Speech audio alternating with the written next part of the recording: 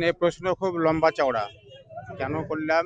আপনি আমার তৃণমূল কংগ্রেসের আমি দীর্ঘদিন ধরে করেছি, প্রায় 15 বছর করার পরেও কিন্তু তৃণমূল দল বিগত 5 বছর ধরে আমার সাথে ভালো আচরণ করেনি। আমাকে কোনো রাজনৈতিক প্রোগ্রাম কর্মসূচি থেকে ঠেলে দেওয়া হয়েছে, অংশগ্রহণ করতে দেওয়া হয়নি। তৎকালীন সময়ের ব্লক সভাপতিরা থেকে শুরু করে আর যারা ছিলেন, তারা এই পার্টিটাকে তুলাবাদের পার্টিতে পরিণত করেছেন। বিনা টাকায় কোনো কাজ তৃণমূলে হয় না। আপনি দাদার কাছে নিশ্চয়ই শুনলেন, একটা বাড়ি নিতে গেলে টাকা লাগে, একটা লাল কার্ড নিতে গেলে টাকা লাগবে, এবং যে কোনো জায়গায় গেলে পয়সা দিতে হবে। কাটমানি ছাড়া কাজ হবে না। এটার আমি একটা প্রতিবাদ করেছিলাম যে পঞ্চায়েত নির্বাচনে 1 লাখ, 2 লাখ, 3 লাখ, 4 লাখ করে টাকা নিয়ে যে পঞ্চায়েতে নির্বাচনে প্রার্থী করা হচ্ছে, সে প্রার্থী করা ভুল। এবং সেই ভুলের জন্য আমি বলেছিলাম যে এইটা করা ঠিক হচ্ছে না। প্রত্যেকটা বুথে দাঁড়িয়ে দাঁড়িয়ে বুথে বসে মিটিং করে যাকে মানুষ চাইবে তাকে প্রার্থী করতে হবে, কোনো পয়সা কড়ি লাগবে না। ব্লক সভাপতি আমাকে টার্গেট করে নিয়েছে, যার ফলে আমাকে অফ করে দিতে শুরু করেছে আস্তে আস্তে। আমি বসে থেকে থেকে আমার খুব খারাপ লাগছিল। সেজন্য আমি চিন্তা ভাবনা করে এই অন্যায়ের বিরুদ্ধে প্রতিবাদ করে আমি কংগ্রেসে আসার সিদ্ধান্ত নিই। তারপরে আমাদের দলের নেতা অধীর চৌধুরী সঙ্গে যোগাযোগ করে তিনি আমাকে সময় দেন। আজকে তার হাত ধরে দলে যোগদান করলাম।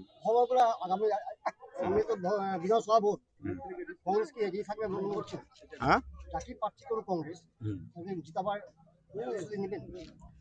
যাকেই দল প্রার্থী করবে তারই পক্ষে আমরা কাজ করব, তাকে জিতাবার চেষ্টা করব। আগামী দিন ভগবানগোলায় কংগ্রেস জিতবে, এটা আপনারা মনে রাখবেন। আজকে কত মানুষ যোগদান করলো? হ্যাঁ, আজকে কত মানুষ যোগদান হলো আপনার সঙ্গে? আমার সঙ্গে প্রায় 100 মানুষ যোগদান করলো।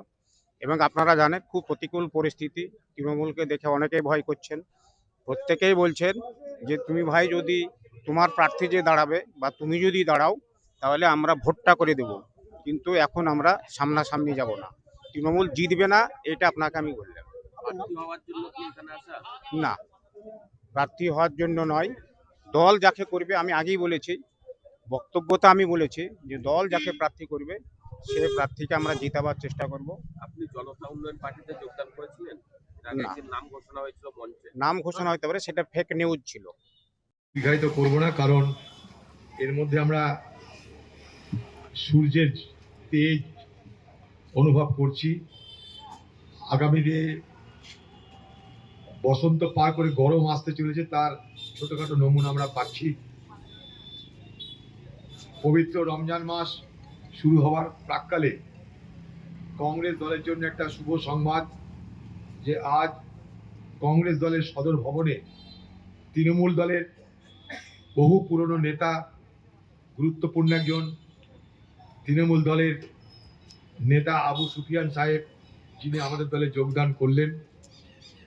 দেখুন, এই মুর্শিদাবাদ জেলায় তৃণমূল বলে যাকে বা যাদেরকে আপনারা দেখছেন, এই সবকটা কিন্তু কংগ্রেস দলে ছিল। কংগ্রেস দল থেকে তারা কিছু পাওয়ার লোভে, কিছু কামানোর লোভে, চুরি করার লোভে তারা কিন্তু কংগ্রেস দল ছেড়ে তৃণমূল নামক চোরের দলে যোগদান করেছিল।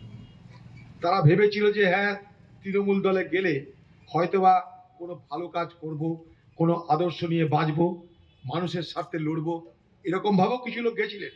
কিন্তু তৃণমূল দল আজ কোন জায়গায় পৌঁছেছে সেটা অনুধাবন করতে পারার পর আবার কিন্তু উল্টো স্রোত বইছে এই মুর্শিদাবাদ জেলা জুড়ে।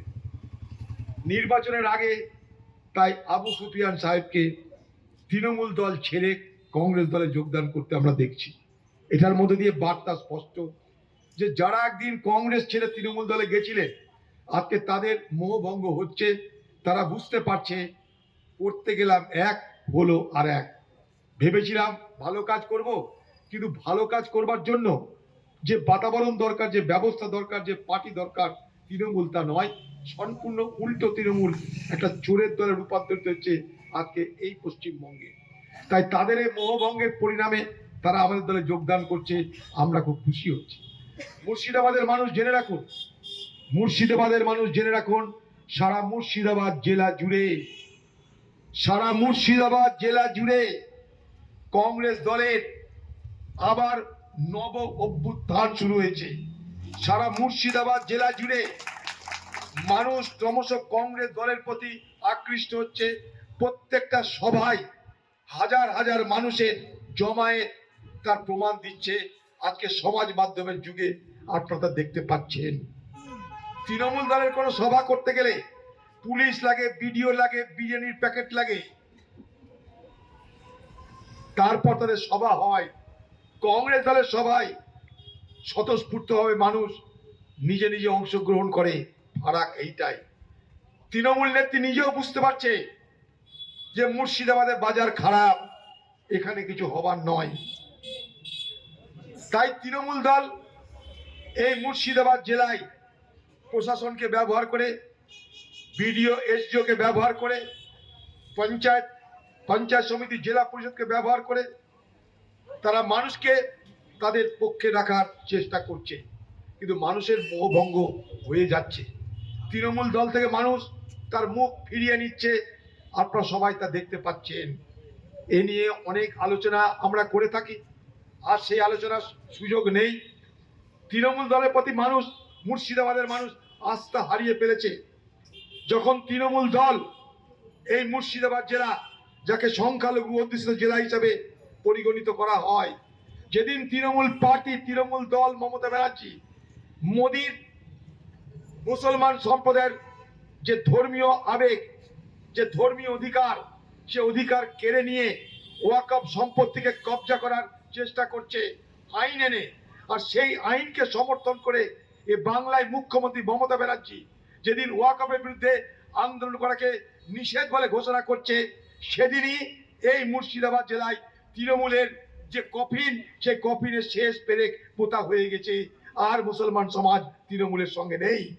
দেখুন, উনি অনেক দিনের পুরনো নেতা একজন, খুব স্বাভাবিকভাবেই এখন নতুন জেনারেশন, নতুন মানুষ, সম্মানের সাথে তিনি ছিলেন।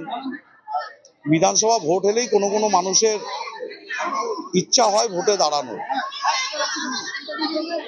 তা সেই জায়গা থেকে অনেকে ভোটে দাঁড়ানোর ইচ্ছা থাকাটা স্বাভাবিক সব মানুষের।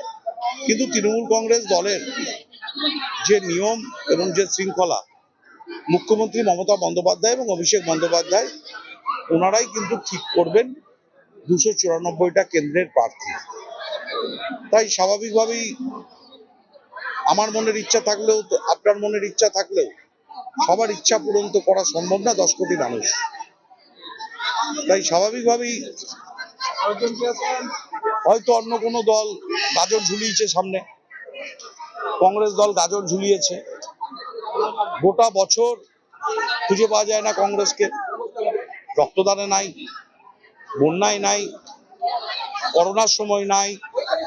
তখন মুখ্যমন্ত্রী মমতা বন্দ্যোপাধ্যায়, তৃণমূল কংগ্রেসের কর্মীরা অভিষেক বন্দ্যোপাধ্যায়ের নেতৃত্বে থাকে। আর কিছু কিছু মানুষ ভেসে ওঠেন এই সময় যে রাজনীতির আঙিনায় ভোটে দাঁড়াতে হবে।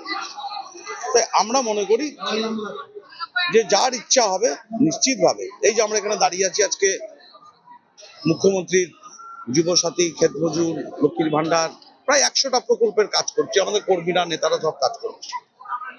এই কাজ যারা করবে মানুষ তাদের পছন্দ করবে। ও কে গেল এলো উনি আমাদের খুব বেশি ভাবনার কোনো কারণ নেই।